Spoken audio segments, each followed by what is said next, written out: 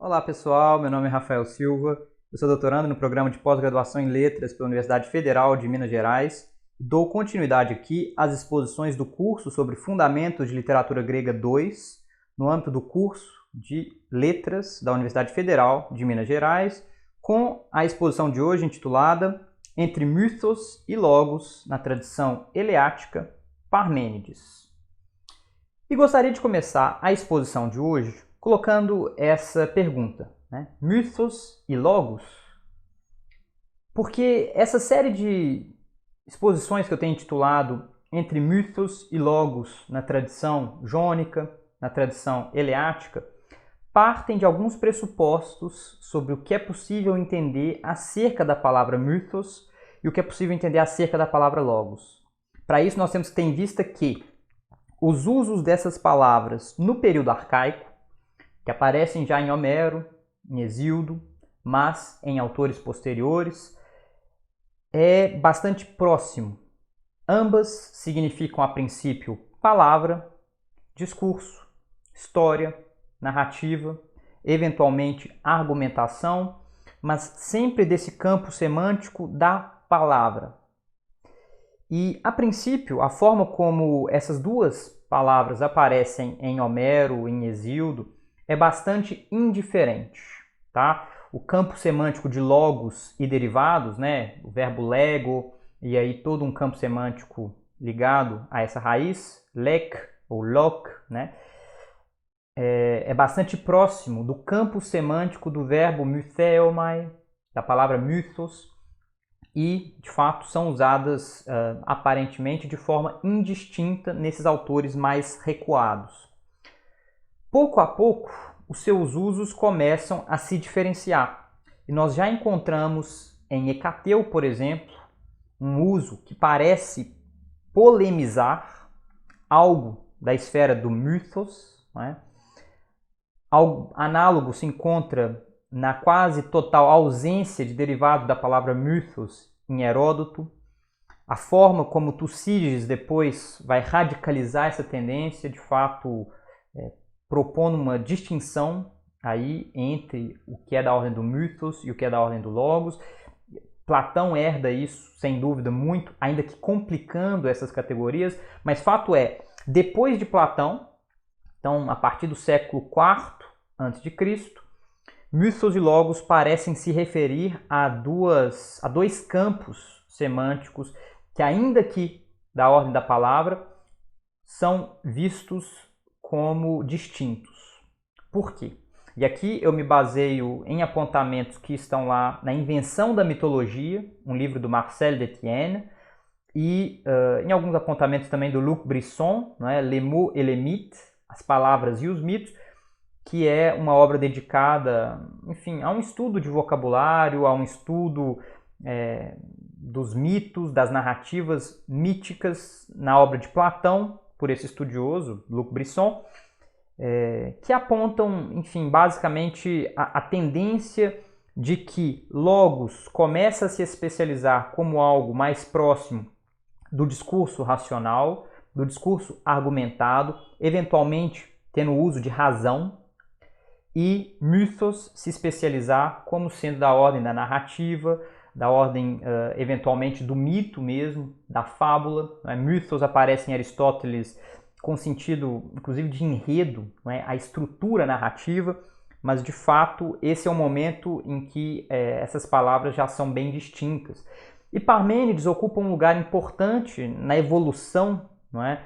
Ou na transformação desse campo semântico, porque mythos e logos aparecem de forma relativamente indistinta em seu poema, como eu pretendo mostrar hoje, mas ao mesmo tempo, logos já parece ter uma tendência a seu sentido de razão, tá? Então, ao seu sentido mais abstrato, poderíamos dizer, e menos concreto.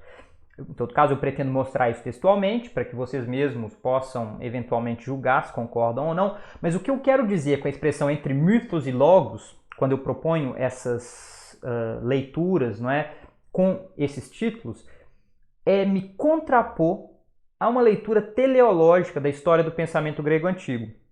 porque, embora essa noção de mitos e logos tenha sido frequentemente para sugerir a ideia de que de um pensamento do mito se evolui para um pensamento da filosofia racional, da filosofia lógica, e aí frequentemente esse par de palavras aparecia, não é? Como pensamento indo do mythos até o logos.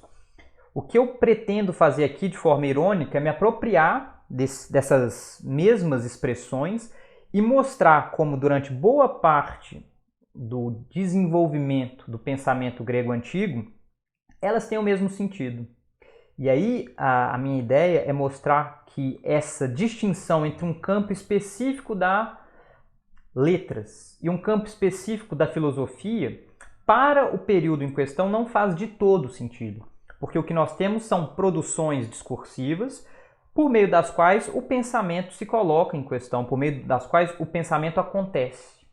Então, quando eu digo entre mitos e logos, eu não estou propondo de forma alguma uma visão teleológica, que do mito presente em Homero, do mito presente em Hesíodo, nós chegaríamos ao logos presente em Tales, presente em Anaximandro, Anaxímenes, Xenófanes e hoje Parmênides, mas muito antes, pelo contrário, é mostrar as interpenetrações do que a gente pode considerar a posteriori, não é? Porque essa divisão é posterior, da ordem do mito, da ordem da narrativa, e aquilo que a gente pode considerar da ordem do pensamento racional, argumentativo, etc.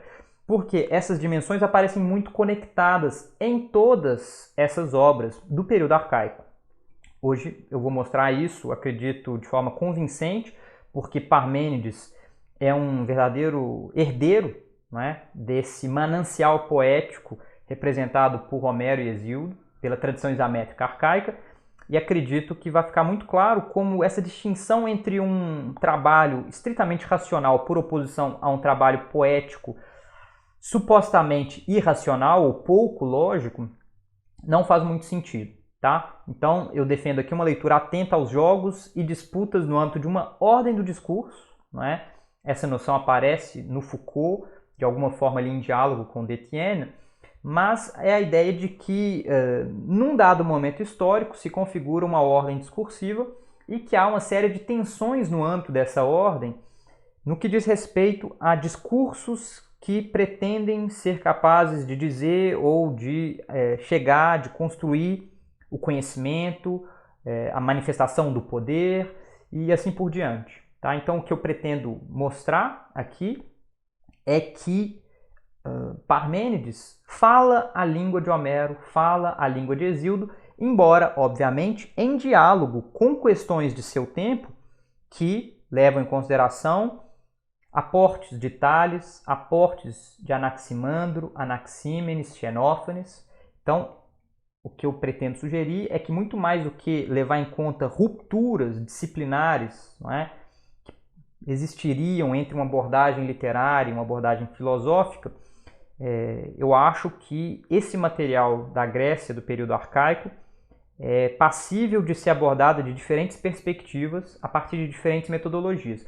E com isso eu faço uma crítica, não é, a essa cisão que a disciplinarização na modernidade acaba acarretando e que divide, por assim dizer, os objetos produzidos na antiguidade entre aqueles que são passíveis de serem abordados na disciplina de filosofia, aqueles que são passíveis de serem abordados na disciplina de letras, aqueles que são passíveis de serem abordados na disciplina de história, porque essas categorias obviamente não existiam e todos esses objetos são passíveis de serem abordados de diferentes perspectivas, inclusive com um ganho em termos de conhecimento acerca desses objetos muito grande à medida em que diferentes perspectivas se complementem.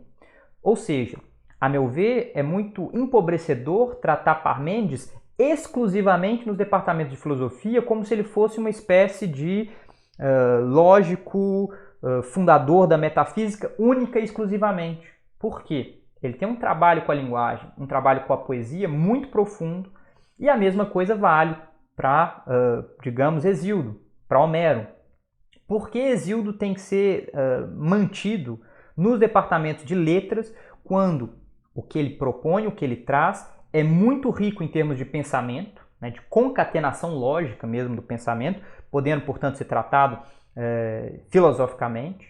É muito rico em termos de história mesmo, podendo ser tratado, portanto, nos departamentos de história. O que eu estou falando aqui é uma obviedade para quem já está acostumado com o campo das letras clássicas, ou a gente pode dizer das clássicas simplesmente, porque, de fato, esse campo, tradicionalmente, ele tem uma característica de transdisciplinaridade, não é? Isso remonta até, enfim, a um período anterior à disciplinarização que acontece ali no final do século XVIII, início do XIX, e que é o ponto de onde a gente parte. Mas pode ser novidade para muita gente, não é? E, a meu ver, essa disciplinarização ela tem consequências profundas, como, por exemplo, o fato de que poucos filósofos levam a sério Homero, levam a sério Hesíodo, poucas pessoas dos estudos literários conhecem mesmo a obra de Parmênides, conhecem a obra de Heráclito, não é? Então, eu acho que esse é um movimento importante, né, de questionar essas fronteiras, porque, de fato, ganhamos muito quando nos damos conta de que essas perspectivas elas podem se complementar à medida em que compartilharem determinados objetos. Tá? E no coração dessa questão, justamente, nós temos Parmênides. Nascido em Eleia, na Magna Grécia, autor de um belíssimo poema escrito em exâmetros datílicos e recheado de imagens mitopoéticas e alusões à tradição homérico-hesiódica, Parmênides é frequentemente apontado como o pai da metafísica e um dos primeiros lógicos rigorosos a se debruçar sobre as exigências da linguagem conceptual. Não que essas ideias gerais aplicadas a Parmênides, digamos, mais no campo da abordagem filosófica, estejam erradas. Ele, de fato, inaugura uma reflexão sobre o ser, não é? Então, sobre a ontologia, que é absolutamente fundadora de uma linha de pensamento que passa por Platão, mas que vai chegar a Nietzsche, vai chegar a Heidegger, a Derrida, não é? Mas, ao mesmo tempo, abrirmos mão de outras dimensões da obra, desse grande nome da antiguidade, é empobrecedor, porque ele escreveu um poema. Escreveu um poema em exâmetros datílicos, se valendo de imagens mitopoéticas, não é? A gente tem a presença ali de deuses, não é? Divindades, uma narrativa. O poema, de fato, narra uma espécie de iniciação por parte da persona poética. E é preciso levar isso em conta se a gente quiser compreender a complexidade desse pensamento à luz do seu próprio tempo e, inclusive, apontar alguns elementos da complexidade desse momento histórico que consegue, digamos, testemunhar o advento de uma obra como a de Hecateu, um historiador, considerado a posteriori, não é? Uma obra de historiador, uma obra como a de Xenófanes, não é? Um teólogo, considerado a posteriori uma espécie de teólogo, Parmênides, Solon, e a gente pode citar tantos outros, não é? Enfim, então, a meu ver, é importante a gente se dar conta dessa pletora de abordagens possíveis desse material, e é assim que eu justifico a presença de Parmênides nesse curso sobre literatura grega. Para quem tiver dúvidas, não é, sobre o que eu entendo por literatura grega, e eu tenho uma série de ressalvas quanto a isso, vocês podem assistir lá os primeiros vídeos dessa lista, não é, do meu canal, intitulada Fundamentos de Literatura Grega Antiga, onde eu faço um questionamento ao uso da noção de literatura para falar dessas obras. Eu tento entender, não é, de que forma seria possível falar assim de literatura, a partir de uma visão retrospectiva moderna, mas, a meu ver, a noção, quando nós estamos tentando compreender os gregos a partir da sua experiência de mundo, não faz sentido. Tá? E aqui eu começo com ressalvas sobre esse Parmênides dito pré-socrático, né?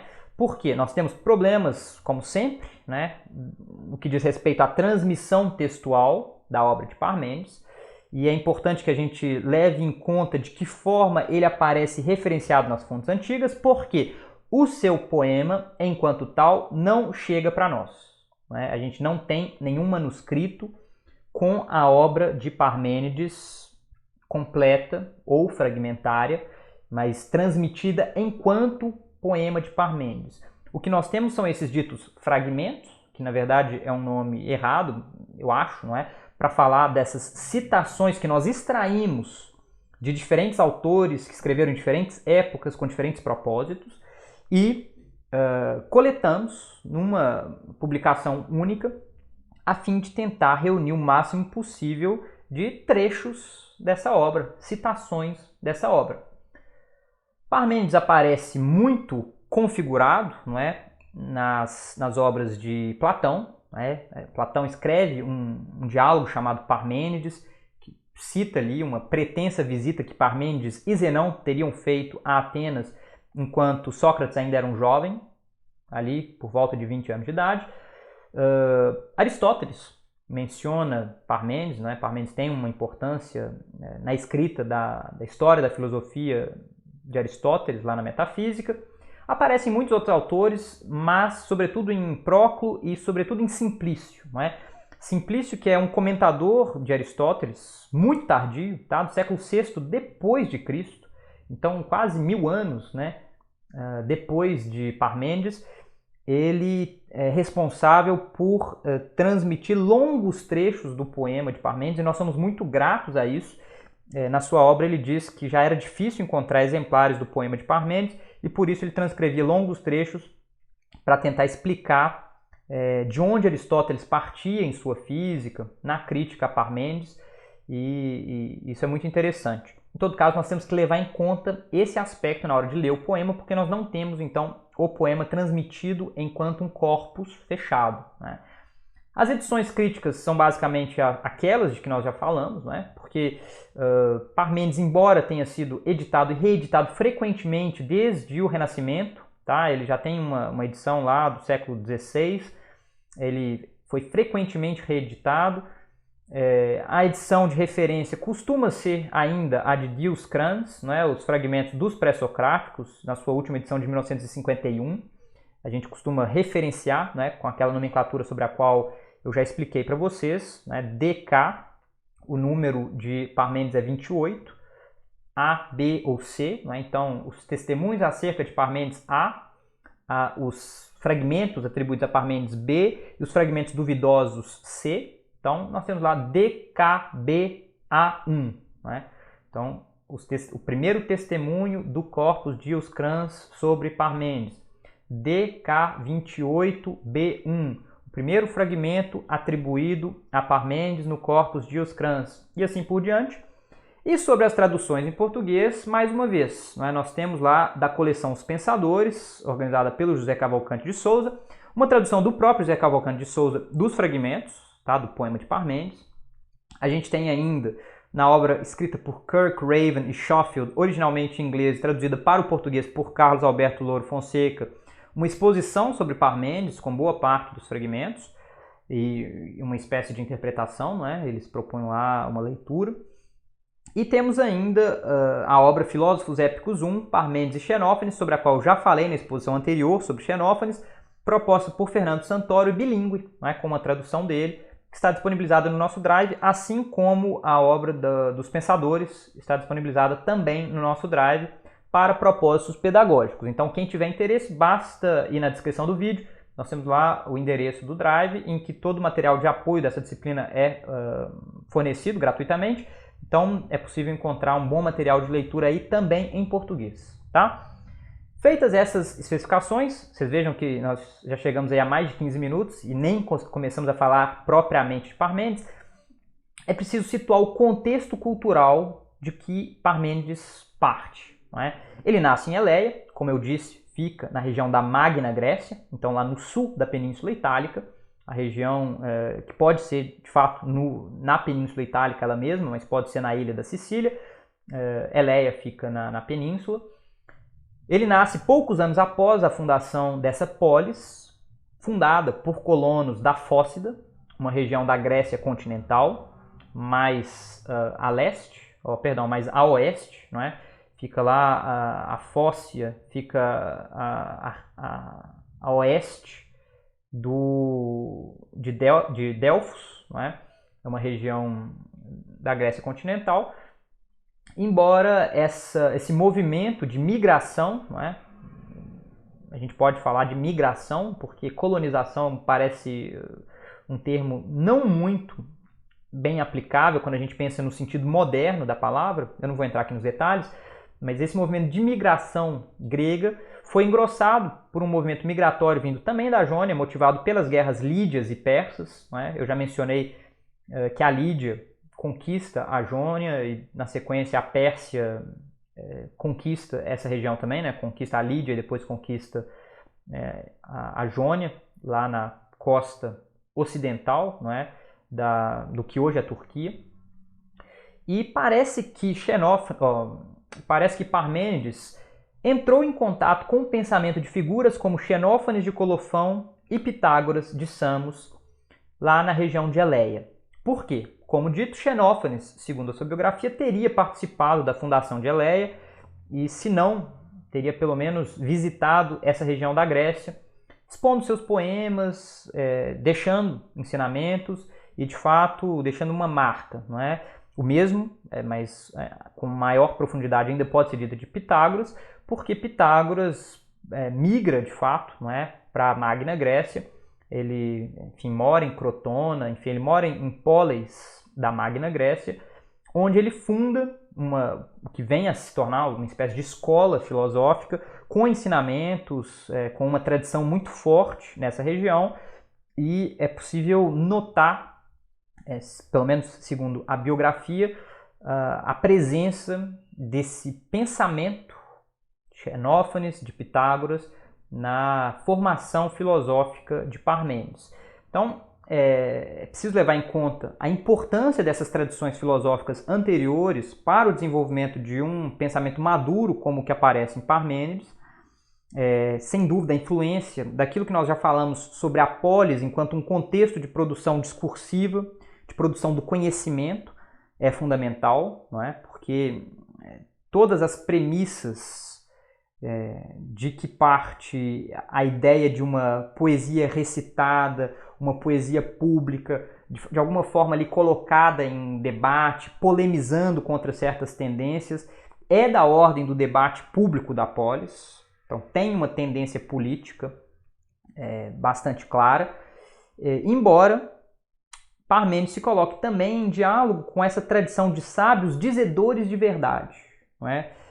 Dizedores de verdade que obviamente tem também, não é, uma dimensão pública, são sábios que recitam seus poemas, como nós podemos fazer remontar até a tradição homérica, a tradição hesiódica, uma tradição oral, não é, de poesia improvisada em exâmetros datílicos, que é retomada por Xenófanes e eventualmente pelo próprio Parmênides. Então Parmênides se insere nessa tradição de poesia examétrica arcaica, embora, obviamente, com propósitos bastante diversos daqueles que tinham, né, os responsáveis por performances de Homero e Hesíodo.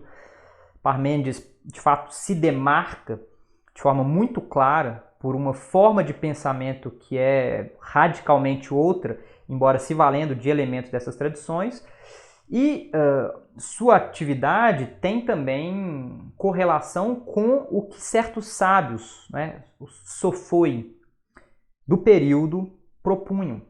Eu já mencionei Epimênides de Creta, não é? Mas a gente pode falar do próprio Pitágoras de Samos.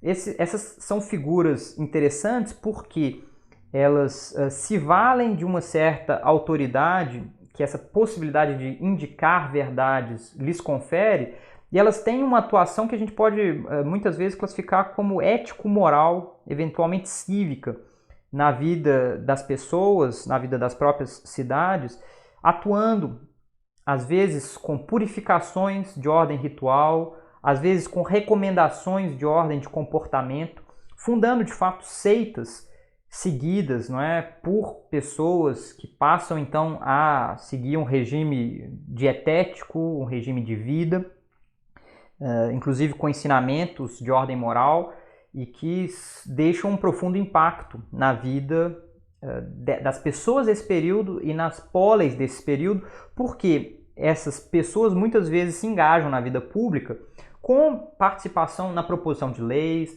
na proposição de determinados instrumentos de governo, de instrumentos de legislação, e nós vamos ver logo mais a biografia de Parmênides.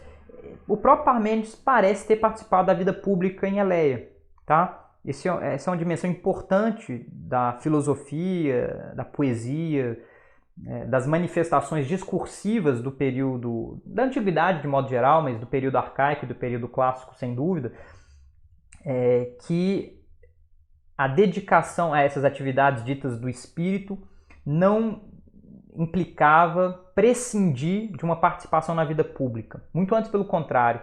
Essas pessoas tendiam a ter uma participação ativa na vida de suas comunidades. Tá? Então aqui, para propor desde logo uma biografia de Parmênides, tal como proposta pelo Diógenes Laércio, eu já mencionei, esse é um autor tardio, né? Ele escreve ali por volta de 200 depois de Cristo, então por volta do século III depois de Cristo, e ele tem essa obra famosa, não é? Sobre as vidas e doutrinas dos filósofos ilustres, que eu proponho aqui na tradução do Mário da Gama, um trecho dedicado a Parmênides, não é? O trecho inicial dedicado a Parmênides, que se encontra lá no livro 9, o capítulo 3, a partir, não é, da seção 21 e 22. Quando é dito, na tradução do Mário da Gama, com ligeiras modificações no que diz respeito aos nomes, tá, mencionados, Parmênides, filho de Pires, nascido em Eleia, foi ouvinte de Xenófanes. Em sua epítome, Teofrasto diz que Parmênides foi discípulo de Anaximandro. Entretanto, embora tenha sido discípulo de Xenófanes, não seguiu seus ensinamentos. De acordo com Sótion, Parmênides conviveu também com o pitagórico Amínias, filho de Diocaitas, homem pobre, porém excelente. Parmênides o preferiu e, por ocasião de sua morte, erigiu-lhe um altar. Com efeito, Parmênides descendia de uma família ilustre e era rico, e quem o levou a adotar a vida tranquila de um estudioso foi Amínias e não Xenófanes. Foi o primeiro a declarar que a Terra é esférica e está no centro do universo. Em sua opinião, os elementos são dois, o fogo e a terra. O fogo equivale a um demiurgo e a terra à matéria. A criação do homem deriva do Sol como causa primeira. O calor e o frio, a partir dos quais formou-se todo o universo, constituem o homem. A alma e a mente são a mesma coisa, como recorda Teofrasto em sua obra Os Filósofos Naturalistas, onde expõe as doutrinas de quase todos os filósofos.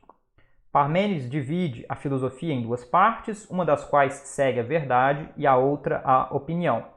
Por isso ele diz em certo trecho de sua obra, aí o fragmento Dioscranes 28b1, deves aprender todas as coisas, não somente o inabalável coração da verdade, mas também as opiniões dos mortais, nas quais não há verdade certa. Nosso filósofo também expôs sua doutrina em versos, como Hesíodo, Xenófanes e Empédocles. Ele fez da razão o critério da verdade e afirmou que as sensações não são exatas. Suas palavras são: não deixes que o hábito reiterado te leve à força por este caminho, nem sejas governado pelo olho sem objetivo, pelo ouvido que ecoa e pela língua, mas julga com a razão a prova muito contestada. A biografia de Diógenes Laércio continuaria ali ainda por um ou dois parágrafos, mas o que me interessa já está dito aqui, a busca por essas inter-relações, não é, estabelecidas por Parmênides, tanto no que diz respeito, então, aos seus precursores, mas eu proponho também no que diz respeito aos seus sucessores. Por quê? É curioso que Diógenes Laércio mencione Parmênides como um desses pensadores que se dedicaram à filosofia. Obviamente, Diógenes Laércio está escrevendo muito depois, não é? Ele escreve no século III depois de Cristo, então a ideia desse campo filosófico já está estabelecida, e ele pode dizer então que Parmênides se dedicava à filosofia em versos. E ele coloca Parmênides junto de Empédocles, junto de Xenófanes e Hesíodo. Né? Isso é muito interessante para nós, porque indica que para alguém que escreve no século III depois de Cristo, como Diógenes Laércio, é possível compreender esses quatro nomes como praticando algo análogo, algo afim.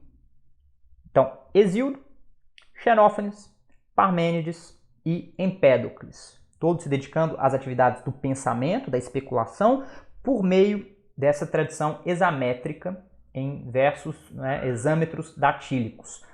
Isso é bem interessante, porque nos indica o ponto, né, de que parte Parmênides ao se inserir nessa tradição poética já bem constituída, tá? Que remontava ali há alguns séculos aos poemas atribuídos a Hesíodo. Da mesma forma, nós podemos ver como há a presença de, digamos, uma filosofia mais apartada da atividade poética nas alusões a Pitágoras, ao pitagórico Amínias, que não necessariamente tinham um trabalho muito voltado para a produção poética, e obviamente aí a sugestão, né, de que Parmênides faz parte desses fisiólogos do período arcaico, né, esses pensadores que refletem sobre a physis, sobre a natureza, sendo que muito do que nós já expusemos acerca de Tales, Anaximandro, Anaxímenes, vale para as reflexões de Parmênides, que traz então a sua própria contribuição para as reflexões sobre a natureza. Vejam, para Georges Laërce e para muitos comentadores da antiguidade, Parmênides é um dos fisiólogos, propõe um sistema cosmológico, né, então de um desenvolvimento do cosmos, que explica a realidade da physis. Tá? Então isso é muito importante para nós porque a recepção moderna tende a apagar essa dimensão da obra de Parmênides como menos importante. Inclusive os fragmentos são muito mais escassos e é difícil de fato reconstituir a cosmologia parmenídica, mas para os antigos Parmênides propõe um sistema sério de cosmologia, de compreensão do vir a ser do cosmos que possa explicar a natureza. Inclusive, a sua obra recebe o título, não é? Segundo a tradição, de Periphysios, né? Sobre a natureza. Tá? Em termos dos herdeiros, como eu aludi agora há pouco, o seu pensamento foi colocado em conexão com o de Zenão de Eleia, né? Então um conterrâneo de Parmênides, responsável lá por muitos dos paradoxos que nós conhecemos, e também de Melisso de Samos, tá? Que parece ter proposto algumas reconsiderações sobre o sistema do ser em Parmênides, sobretudo no que diz respeito à imaginação espacial, por assim dizer, de um ser esférico, central, não é? Ou centralizado, para além do qual nada mais seria. Enfim, Melisso parece ter proposto uma série de reconsiderações a esse respeito. Em todo caso, como eu já sugeri também, é importante destacar o papel, não é? Desempenhado por Platão na recepção de Parmênides, na recepção produtiva de Parmênides, como nós podemos atestar no próprio diálogo intitulado Parmênides, mas também no Sofista, não é? Na ideia da necessidade de um parricídio, que seria a morte, né, simbólica de Parmênides, ou do impedimento, né, colocado pelo pensamento parmenídico, no que diz respeito então à argumentação lógica. Isso aparece nas obras tardias de Platão, mas em muitos outros autores, né? Eu já mencionei Aristóteles, e a recepção de Parmênides se desenvolve até o neoplatonismo, por exemplo. Ele se faz presente aí na obra de Plotino. Eu já mencionei Próculo, Simplício, né? Então é importante termos em vista que Parmênides deixa de fato um legado muito vivo na história do pensamento. Tá? Feitos esses esclarecimentos iniciais, vejam aí, nós já temos cerca de meia hora, um pouco mais de meia hora à disposição. A gente entra aqui agora na obra de Parmênides. Eu vou adotar diferentes traduções, porque algo que é preciso ser dito, desde logo, traduzir Parmênides é muito complicado, porque ele tem um uso, digamos, que torna opaca a língua grega, torna espessa, né? Torna difícil a língua grega, porque ele de fato quer dar a ver questões muito novas para o seu tempo, para as quais ele ainda não dispõe do vocabulário preciso. Então ele se vale do vocabulário, a gente poderia dizer, do cotidiano, não é? Assim, um vocabulário comum, mas que justamente para possibilitar a visão, não é, de coisas novas, precisa ser manejado com muito cuidado, com um nível de ourivesaria verbal muito grande. Quando eu digo um vocabulário do cotidiano, eu faço alusão ao repertório tradicional poético. Não é que as pessoas lá em Eleia falassem como Parmênides escreve seus poemas. Não, né? Obviamente não. Essa não é uma linguagem cotidiana nesse sentido. Essa é uma linguagem corrente da tradição poética. Nós vamos ver logo mais como o vocabulário muitas vezes é épico, né? Homérico, hesiódico. mas já imbuído de uma série de preocupações próprias, não é, ao pensamento abstrato, que tornam opacas certas formulações e justamente de difícil tradução. Então eu vou me apoiar em diferentes tradutores, vou modificar eventualmente algumas traduções que me parecem tornar difícil a compreensão em português, mas o meu objetivo aqui é trazer os trechos e expor algumas ideias básicas. Obviamente vocês vão ver, é uma introdução de fato, eu não proponho, né, nem teria capacidade de propor uma discussão aprofundada de Parmênides. Eu quero convidar vocês a lerem essa obra, a considerarem essa obra uma grande obra do pensamento humano, no que tem de belo, não é? No que tem de instigante, mas nada mais do que isso. Tá? O trabalho de pesquisa é, em larga medida, legado, né, às pessoas que entrarem em contato com esse pensamento e se interessarem, quiserem ler mais. E aí eu posso fazer uma série de recomendações tanto em língua portuguesa quanto em outras línguas, inglês, francês, alemão, porque a tradição de comentário de Parmênides é muito vasta e, de fato, muito interessante. Comecemos aqui então com o proeme, tá? Dios Crans 28b1, na tradução do Fernando Santoro, que nós sabemos se tratar de um proeme. Tá? O Sexto Empírico, um autor frequentemente, não é, reconhecido aí pelo ceticismo, posterior, né, do século, eu posso estar enganado, mas acho que do século III depois de Cristo, ele identifica esse trecho como o trecho inicial do poema de Parmênides, e vamos ao trecho. Éguas que me levam, a quanto lhes alcança o ímpeto, cavalgavam, quando numes levaram-me a adentrar uma via loquaz, que de toda parte conduz o iluminado. Por ela era levado, pois por ela muiáveis éguas me levavam, puxando o carro, mas eram moças que dirigiam o caminho. O eixo, porém, nos meões impelia um toque de flauta incandescendo, pois de ambos os lados duas rodas giravam comprimindo-os, porquanto as filhas do sol fustigassem a prosseguir e abandonar os domínios da noite, para a luz, arrancando da cabeça com as mãos os véus. Lá ficam as portas dos caminhos da noite e do dia, pórtico e umbral de pedra as mantém de ambos os lados, mas em grandiosos batentes moldam-se elas etéreas, cujas chaves alternantes quem possui é justiça rigorosa. As moças, seduzindo com suaves palavras, persuadiram-na, atenciosamente, a que lhes retirasse rapidamente o ferrolho trancado das portas. Estas então fizeram com que o imenso vão dos batentes se escancarasse girando, os eixos de bronze alternadamente nos cilindros encaixados com cavilhas e ferrolhos. As moças então, pela via aberta, através das portas mantêm o carro e os cavalos em frente.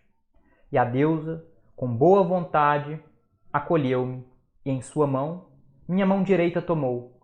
Assim proferiu a palavra e me saudou.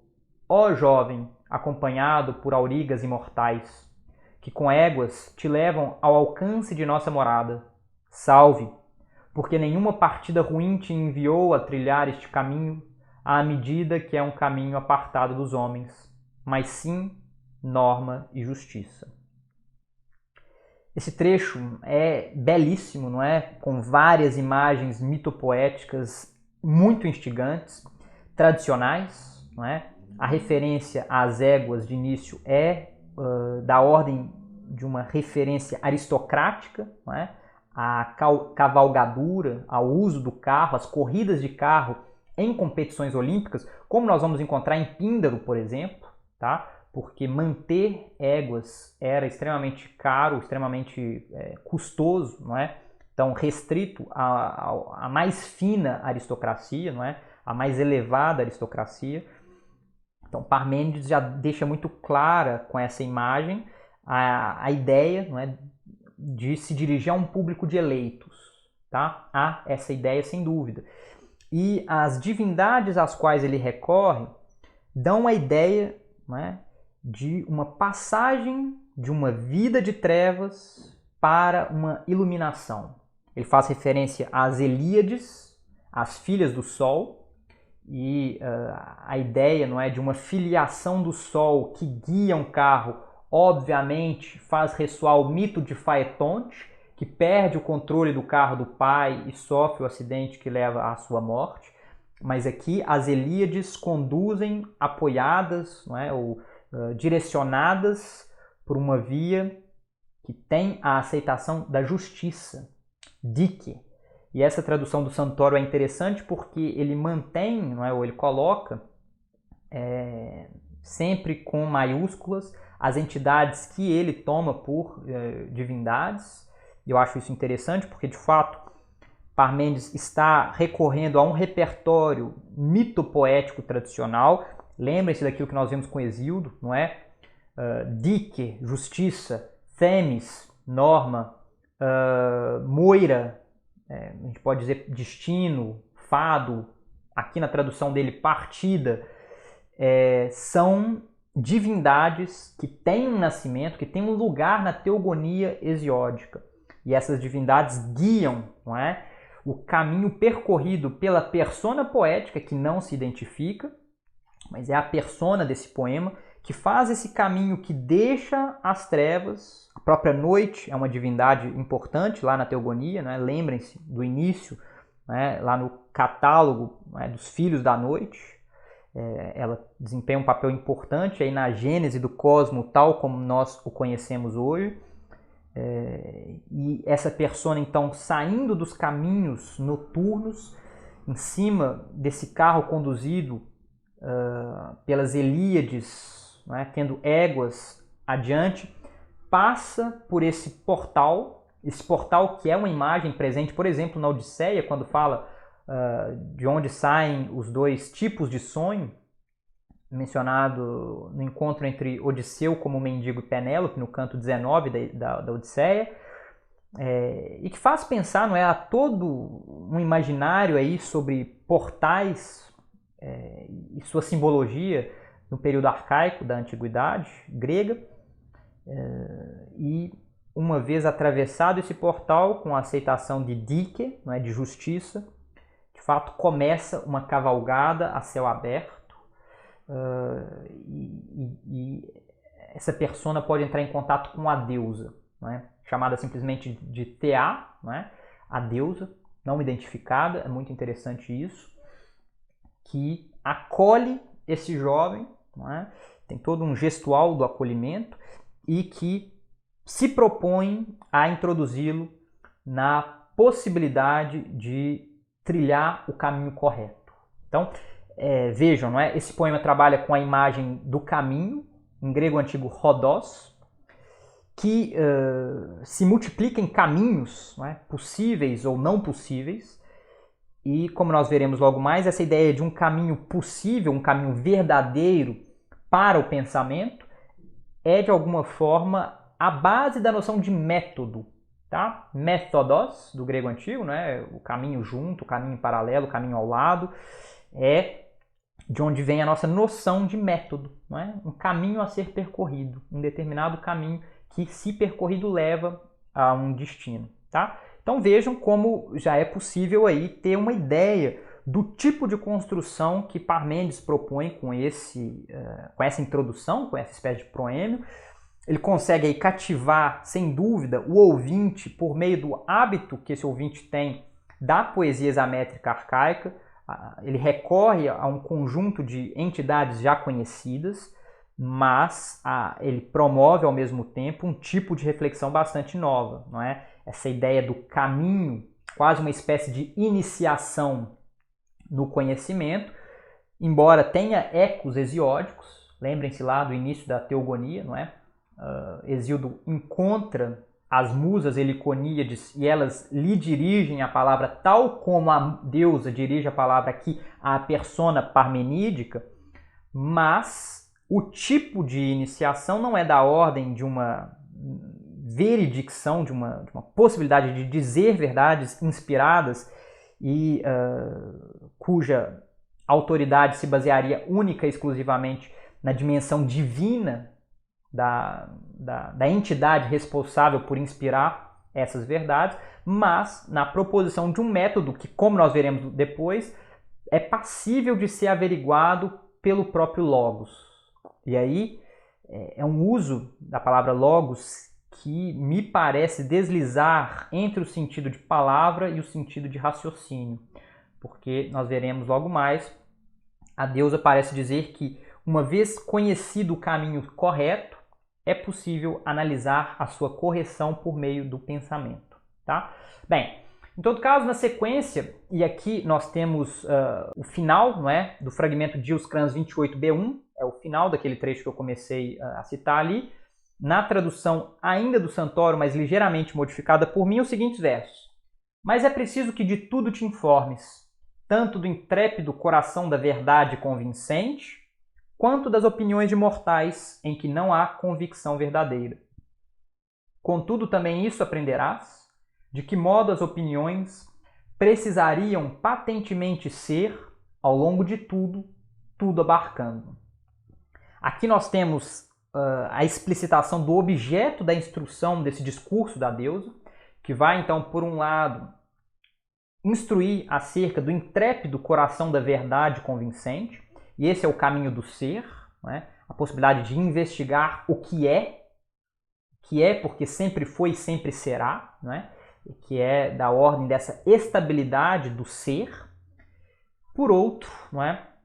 O caminho do não ser, que nós veremos logo mais, e que aparece aí nessas opiniões dos mortais, de alguma forma misturando, não é, o caminho do ser com o caminho do não ser.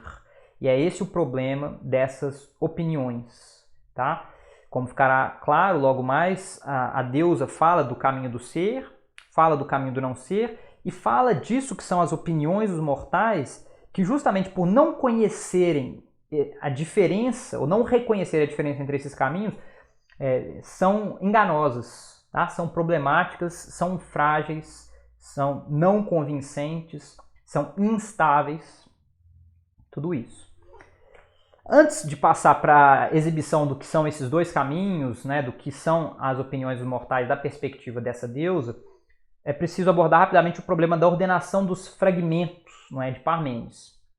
Parece haver um consenso entre os estudiosos, segundo o qual o poema de Parmênides seria composto por esse trecho inicial, que nós acabamos de ler, né, citado por Sexto Empírico como seu início, e então, na sequência, uma exposição sobre o caminho do ser, com a exclusão da possibilidade de se investigar o caminho do não ser, e uma reflexão sobre as opiniões enganosas dos mortais que misturam o ser e o não ser. Para além disso, contudo, há muita discussão sobre a ordem específica de cada trecho.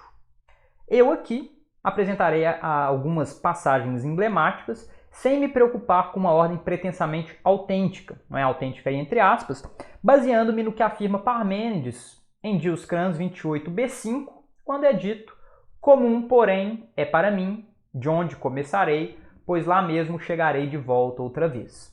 Esse fragmento que foi colocado por Dioscrans na posição quinta, né, é o quinto fragmento atribuído a Parmênides na coletânea deles, me serve, não é, para justificar a adoção de praticamente qualquer ordem no que diz respeito à argumentação, porque ele diz: para quem investiga essas questões da forma devida, não importa de onde se parte, porque você sempre vai chegar na mesma conclusão acerca do caminho do não ser, do caminho do ser e do que diz respeito às opiniões dos mortais que misturam esses dois caminhos. Então não importa de onde se parte. Então esse é um fragmento muito interessante aqui também na tradução do Santoro. Sobre os caminhos, o primeiro trecho que eu gostaria de ler, na tradução ainda do Santoro, modificada, é aí o fragmento Dioscrans 28b2 e o início, não é? O trechinho do b3 que vem ali no finalzinho, quando ele diz o seguinte: pois bem, agora vou eu falar e tu presta atenção ouvindo a palavra acerca das únicas vias de questionamento que são a pensar. Uma, para o que é e como tal, não é para não ser. É o caminho da convicção, pois verdade o segue. Outra, para o que não é e como tal é preciso não ser. Esta via indico-te, que é uma trilha inteiramente inviável, pois nem ao menos se reconheceria o não ente, pois não é realizável, nem tampouco indicaria, pois o mesmo é a pensar e também ser. Vejam, né, o discurso da deusa para a persona poética. Então, é um discurso de verdade, divinamente inspirado.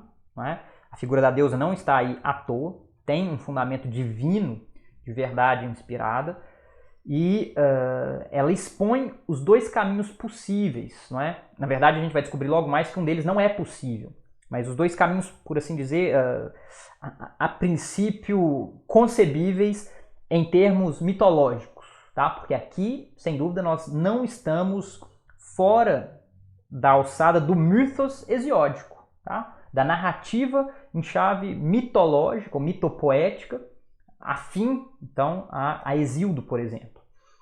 Por um lado, nós temos o caminho do ser, das afirmações sobre o que é, sobre o que sempre foi e sempre será, que é estável, que é passível de ser conhecido, que é passível de ser dito, tá?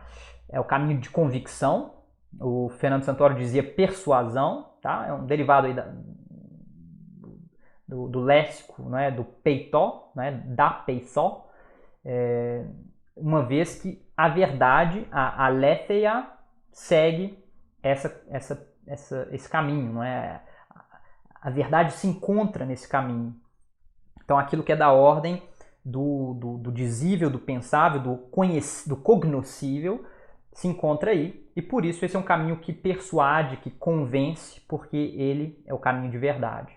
Por outro lado, há o caminho do não ser, da não existência, do que é nada, do que não existe, e esse é um caminho inviável, ou seja, é um não caminho. Ele é apresentado aqui como uma das duas vias de questionamento a pensar, mas a deusa, de alguma forma, proíbe a possibilidade de que esse caminho exista, porque o não ser não é. Não é? Obviamente, há toda uma tradição de questionamento a essa impossibilidade postulada pela deusa, começando pelo próprio Platão, mas chegando eventualmente a Heidegger, a Nietzsche, o que não nos importa aqui, precisamente, porque o que nos importa é, se valendo desse discurso mitopoético, Parmênides postula a impossibilidade de reflexão sobre o caminho do não ser, não é? Na medida em que não seria possível conhecer, não seria possível dizer sobre o que não é, sobre o que é traduzido aqui como o não ente, não é? O nada. Né? O nada não é pensável, o nada não é dizível, não podemos atribuir nada ao nada. Não é? Enfim, há uma enorme discussão sobre isso. Eu não vou entrar nessas questões, digamos, de ontologia que baseiam uma epistemologia, mas é muito interessante rastrear a origem, não é, de todo um posicionamento epistemológico que, né, tem fundamentos ontológicos, fundamentos do que é e do que não é. No trecho seguinte, que eu separei sobre esses dois caminhos, aí o Gilles Kranz 28b6, na tradução do Néstor Cordeiro, na verdade o Néstor Cordeiro traduz, enfim, para outras línguas, a sua tradução foi retraduzida para o português, mas eu achei as opções muito plausíveis e muito compreensíveis. Eu a modifiquei em alguns pontos, onde ela estava um pouco obscura, mas nela é dito o seguinte, aí na continuação sobre o que são esses caminhos. É necessário que o dizer e o pensar sejam sobre o ser, pois o ser é, mas o nada não é. Essas coisas te ordeno que proclames, pois tu começarás por esse primeiro caminho de investigação e depois por aquele forjado pelos mortais que nada sabem, bicéfalos, pois a carência de recursos conduz em seus peitos ao intelecto errante. São levados cegos e surdos, estupefatos, gente sem capacidade de juízo, que considera que ser e não ser são o mesmo e não o mesmo. O caminho de todos eles volta ao ponto de partida. Vejam, não é? Tem uma dimensão obviamente polêmica esse fragmento. Há toda uma tradição que vê nessas alusões aí críticas à abordagem de Heráclito, mas a gente pode pensar que as alusões são, na verdade, toda uma tradição de pensamento sobre a physis, né, em chave cosmológica, que poderiam remontar ao próprio Hesíodo, tá? Mas passando por aqueles nomes da tradição jônica que eu mencionei anteriormente, chamados aí de bicéfalos. Né?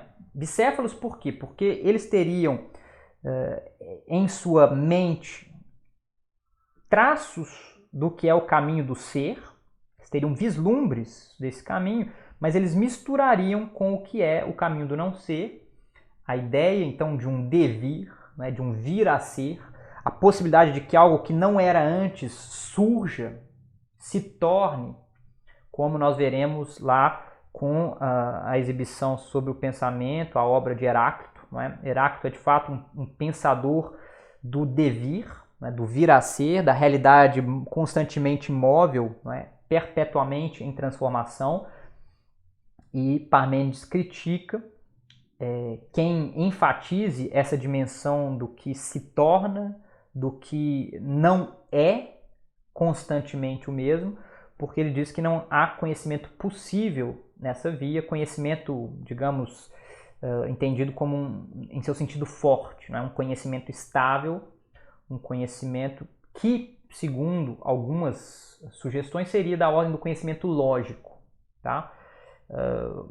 Eu já sugeri, não é, a dimensão ontológica, epistemológica dessas reflexões de Parmênides. Ele foi lido, não é, muito nessa chave pela tradição platônica, mas mais recentemente tem sido enfatizada a dimensão lógica das contribuições de Parmênides, como se ele estivesse, na verdade, falando sobre a possibilidade do conhecimento em termos de conceitos. Né? Essa me parece uma interpretação interessante, não é? Digamos, da reflexão sobre o ser em sentido duro, em sentido estrito, o ser que sempre é, que sempre foi, que sempre será, que por isso não se torna, jamais deixa de ser, proposta por Parmênides aí na chave de não é, de fato, de um pensamento sobre, a gente quase poderia dizer, não é, as ideias, não é, a ideia no sentido platônico. Enfim, obviamente o legado parmenídico no pensamento de Platão é muito forte, e mesmo quando a gente tenta pensar em alternativas às leituras tradicionais, a gente muitas vezes volta, não é, a determinadas leituras já feitas anteriormente. Enfim, não vou entrar aqui, como eu disse, a questão é muito espinhosa, tentar de fato definir o que é o ser aí em Parmênides, quais são as suas preocupações quando ele propõe isso, não é? Ontológicas, epistemológicas, lógicas, mas para deixar um pouco mais claro o que é o caminho do que é, eu trago aqui ainda a citação, não é? O fragmento de Os Crans 28b7 e o inicinho do 8. O 8 é um fragmento muito longo, que descreve longamente, tá? O ser, ou o que é. Eu não vou entrar nesses detalhes, quem tiver interesse, leia lá o material de apoio, mas aqui na tradução do Fernando Santoro é dito: pois isto não, nunca hás de tomar, não entes a serem. Mas o que pensas separa desta via de investigação. Nem o hábito multitudinário ao longo desta via te force a vagar o olhar sem escopo e ressoar ouvido e língua, mas discerne pela palavra, logos, a litigiosa contenda por mim proferida. Ainda uma só palavra, mythos, resta do caminho, que é, sobre este, há bem muitos sinais. Eu separei esse trecho para justamente ilustrar aquilo que eu falei sobre logos e mythos no início da nossa exposição, porque aqui o Fernando Santoro traduz ambas as palavras, né, logos e mythos, por palavra. Eu acho que no primeiro caso, logos pode conter uma alusão à ideia de raciocínio, de pensamento, tá? A deusa sugerindo então que a persona poética discirna, não é? Seja capaz de discernir por meio do raciocínio aquilo que foi exposto para se posicionar com relação à polêmica existente entre os caminhos e as formas de inquirir a realidade. Então eu acho que contém aí mais do que uma referência à palavra falada oralmente, embora não me pareça excluída a possibilidade de que o logos aqui se refira também a essa palavra oral, não é? A possibilidade de discutir, de um debate, mas é muito interessante que na sequência Enfim, é o fragmento seguinte, não está dentro do mesmo fragmento, mas esses dois fragmentos tendem a ser colocados juntos, um na sequência do outro, não é? Ocorre essa passagem com o uso da palavra mythos, não é? Em que a deusa vai então descrever longamente o que é. Não é? É muito interessante então contrapor esses dois usos aí, porque mythos e logos, como eu sugeri, são, enfim, aparentados aí no campo de um campo lexical, não é? Nesse período, Parmênides não escapando de todo a regra, embora, como eu sugeri, já pareça apontar algo distinto para o campo do logos. Sobre as opiniões dos mortais, eu separei o trecho final, né, de Dioscrans 28b8, aí a partir do verso 53, na tradução do Fernando Santoro. Vejam lá como são caracterizadas essas opiniões dos mortais nesse trecho. Pois estabeleceram duas perspectivas de nomear formas, das quais uma não é preciso, no que estão desgarrados.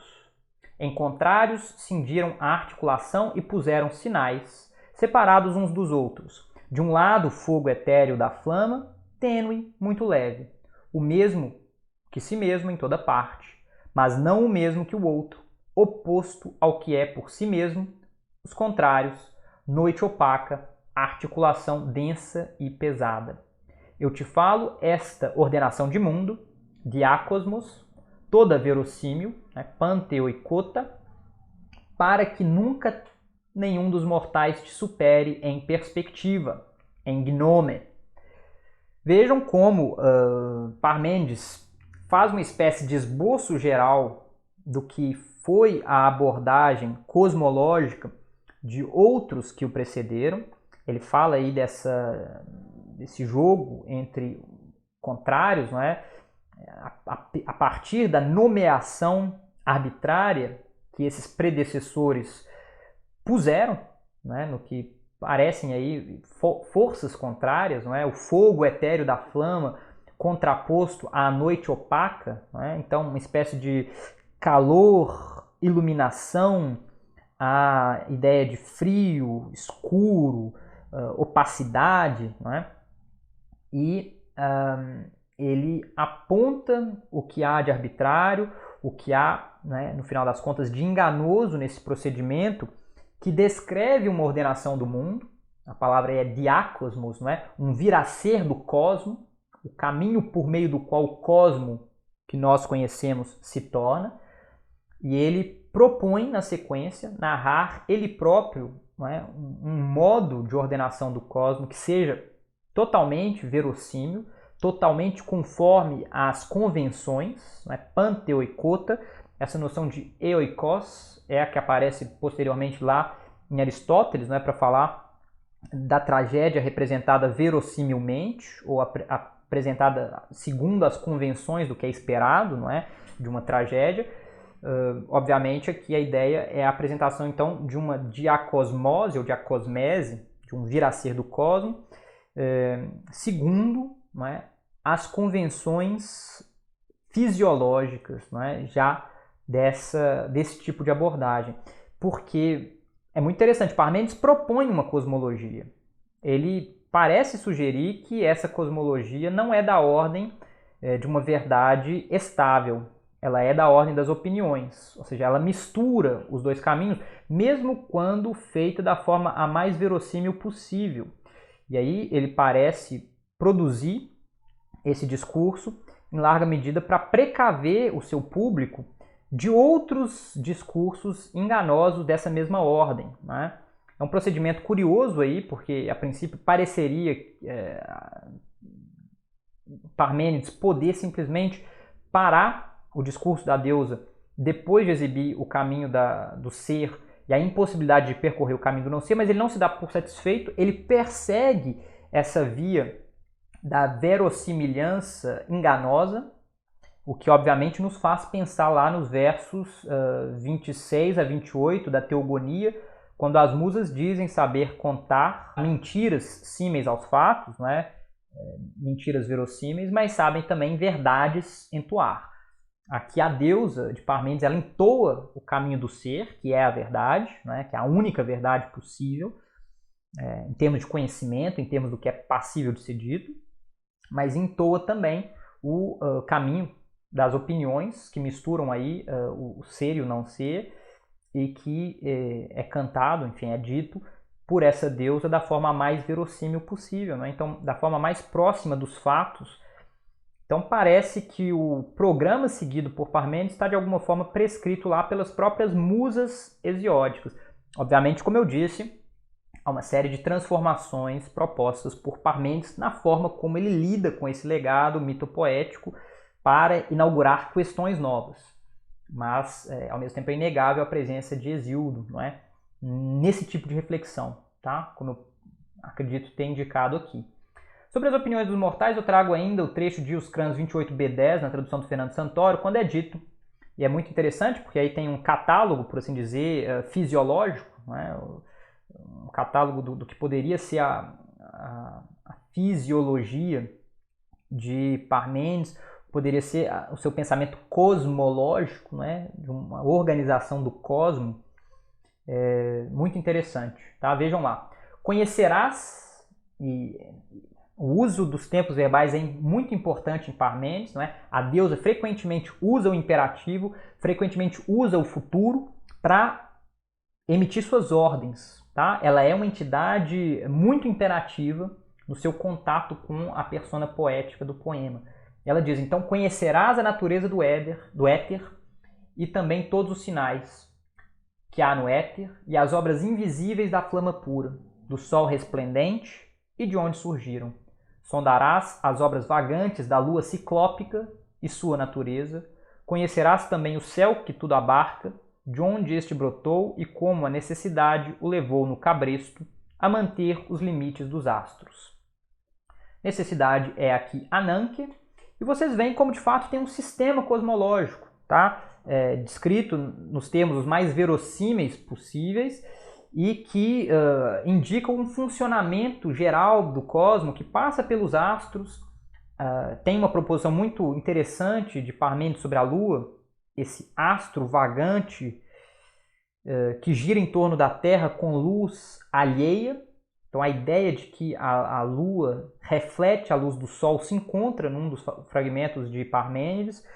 E vocês vejam, esse trabalho, não é, com a ideia de que um cosmo funciona segundo a necessidade, Ananke, já estava presente nas reflexões de Anaxímenes, né, de Anaximandro, e aqui Parmênides, obviamente, dá mostras de estar em diálogo, de conhecer essa tradição. Sobre a cosmologia de Parmênides, eu trago 3 fragmentos curtos, não é? O de Os Crânios 28b9, depois o b13 e o b19, todos na tradução do Fernando Santoro, para indicar como Parmênides ele mesmo parece ter desenhado essa diacosmese, não é, que ele promete, ou que a deusa promete ali naquele trecho. Não é? É dito aí: todavia, desde que tudo foi nomeado luz, paus e noite, nux, em face disso e daquilo, segundo as suas forças, tudo está cheio ao mesmo tempo de luz e de noite escura. Escura, o adjetivo apanto. Ambos iguais, pois que nada leva a nenhum dos dois. Então vejam, parecem ser esses princípios, digamos, de organização do cosmo a partir da noção dos fenômenos que se dão a ver. Né? Então esses fenômenos são organizados por uma junção entre luz, paus, e noite, nux.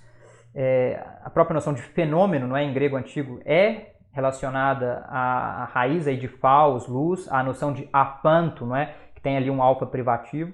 E é muito interessante pensar nisso para refletir sobre a cosmologia proposta por Parmênides. Tá? Parece ser um sistema dual de organização aí de forças que se combinam para permitir a existência de fenômenos.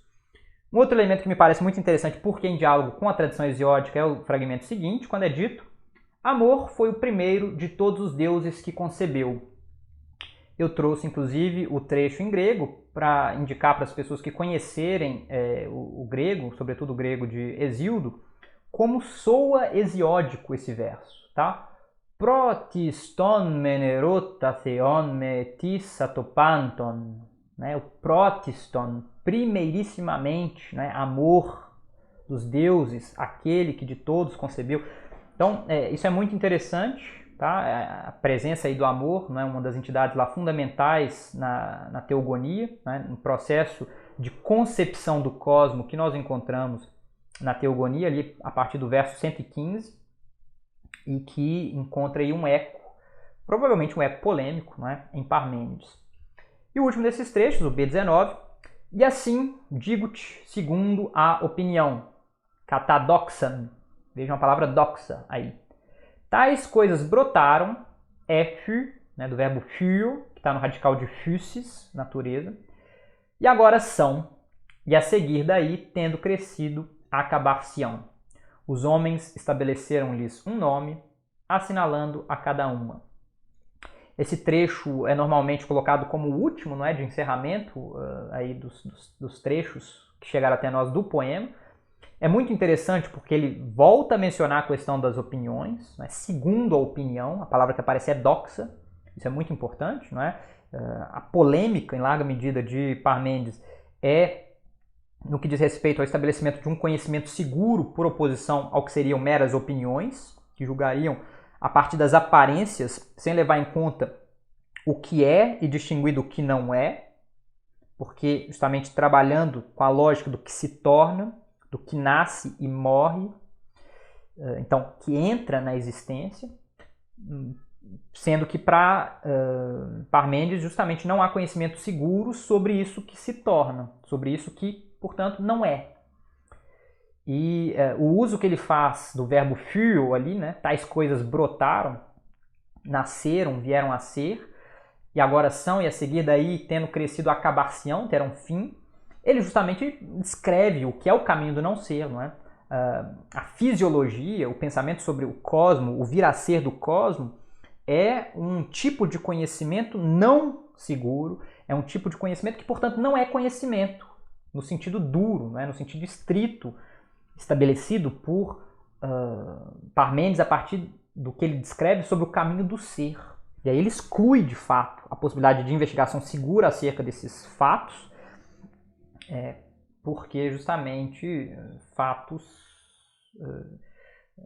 afins a essa noção de devir, a uma noção de que algo que não era antes passa a ser e algo que era deixa de ser, contrariando a perspectiva lógica do ser, né? De que o que é, né? É sempre, como sempre foi, como sempre será. Então vejam como assim, a premissa dura de Parmênides acerca do ser, acerca do caminho do que é, estabelece todo o resto da sua investigação e a avaliação que ele faz das possibilidades de conhecimento, das possibilidades de discurso acerca desses campos, tá? E é um julgamento muito rígido por parte de Parmênides, frequentemente descrito como da ordem de um monismo rigoroso. Aí isso aqui remonta à possibilidade de conhecimento do ser em Parmênides. E eu gostaria de destacar aqui no final, né, meio já concluindo essa exposição, a força do nous, tá? A força do pensamento, a força da reflexão que surge aí nas reflexões de Parmênides a partir do fragmento de Os Crânios 28b4, quando se fala das coisas ausentes, ou seja, daquilo que não está presente, que não é dotado de presença. E é muito interessante, eu trouxe o trecho grego, inclusive, por isso, notar o jogo de palavras que Parmênides faz o tempo inteiro, mas que aqui estão, de fato, concentradas com noções afins ao verbo ser, à ideia de ser, a partir do uso de preposições, de partículas, e de fato parece aí haver uma reflexão linguística muito profunda, não é? Uma reflexão filosófica sobre a linguagem muito profunda, em diálogo, não é? Com procedimentos homéricos, com procedimentos hesiódicos, para os quais a etimologia era passível de dar a ver revelações, não é? De revelar dimensões da realidade. Esse jogo com a etimologia é uma característica da poesia grega arcaica de modo geral, mas muito presente em Hesíodo e muito presente também em Parmênides, tá? Isso é algo interessante que a gente poderia, a princípio, dizer da ordem de um argumento não lógico, né? Lembrem-se lá do que Platão propõe no Crátilo, né? Quando ele, de fato, ridiculariza o procedimento que tenta encontrar nas etimologias algum tipo de revelação sobre a realidade. Platão, enfim, pelo menos o Sócrates, representado lá por Platão, ironiza e ridiculariza profundamente esse procedimento tradicional da poesia grega arcaica, mas que justamente tem uma utilidade muito grande no pensamento de Parmênides. Aparecem inúmeros trechos que inclusive já foram citados, que eu não destaquei, mas que eu trouxe o termo grego muitas vezes para indicar um jogo etimológico ali presente. Então aí, Dioscrans 28b4, na tradução do Fernando Santoro, ligeiramente modificada, vê coisas ausentes, no entanto, como presentes firmemente em pensamento, pois não apartarás o ente do manter-se ente, nem dispersado de toda forma, totalmente pelo mundo, nem concentrado. Então, é aí um comando, não é, por parte da deusa de trazer por meio do nous, por meio do pensamento, coisas não presentes como se estivessem presentes. E para falar dessa ausência, ele usa a palavra que em grego aparece ali, apeonta, né? Estão fora do que é, fora do ente, estão longe do ente.